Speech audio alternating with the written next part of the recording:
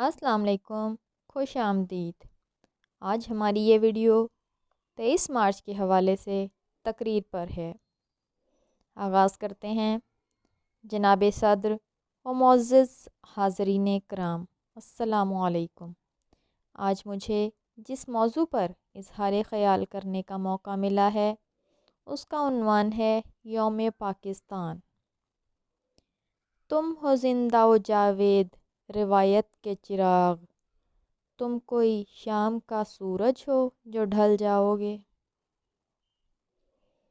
جناب اعلیٰ، تحریک پاکستان دراصل صدیوں کی مسلسل جدوجہد پر محیط ہے۔ متحدہ ہندوستان کے مسلمان جان چکے تھے کہ وہ دوسرے مذاہب کے لوگوں سے ہر لحاظ سے منفرد و مختلف ہیں۔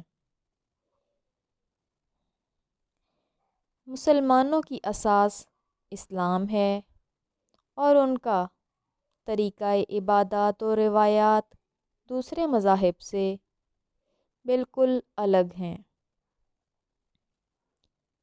مسلمانان ہند کا ایک عظیم الشان اجتماع 23 مارچ 1940 کو لاہور میں ہوا، جس میں ہندوستان کے مسلمانوں کے لیے ایک آزاد اور خود مختار ریاست کے قیام کے لیے قرارداد منظور کی گئی۔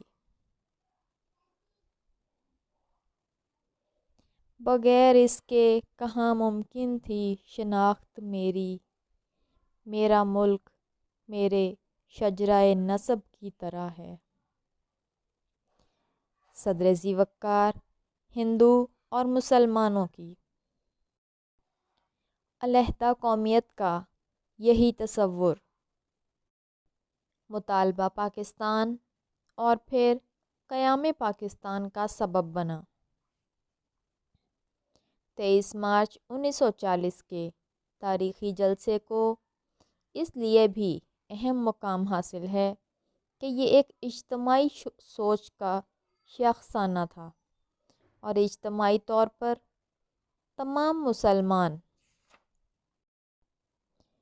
ایک قوت اور ایک تحریک کا روپ دھارے ہوئے تھے۔ اس سے پہلے ان کی کوئی آزاد سرزمین نہیں تھی جہاں وہ اپنے عقیدے کے مطابق آزادانہ زندگی گزار سکیں، اور ایسی سرزمین کے حصول کی لگن نے انہیں متحد کر دیا تھا۔ اب یہ قوم ایک ہی قائد کی سربراہی میں پل بڑھ رہی تھی۔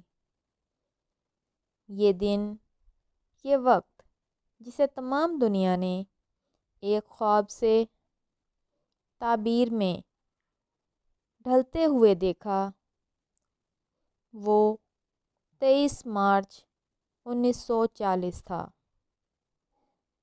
اس دن نہ کوئی سندھی تھا، نہ کوئی پنجابی اور نہ کوئی پٹھان۔ وہ سب مسلمان تھے، صرف ایک اللہ کے پیروکار تھے۔ آج ہمیں اسی جذبے کو بیدار کرنے کی ضرورت ہے تاکہ اپنی کامیابی کے خواب کو حقیقت کا روپ دے سکیں، اس وطن کی شان اور عظمت کو اللہ کے احکامات کی روشنی میں پروان چڑھا سکیں۔ آخر میں اس دعا کے ساتھ اجازت چاہوں گی۔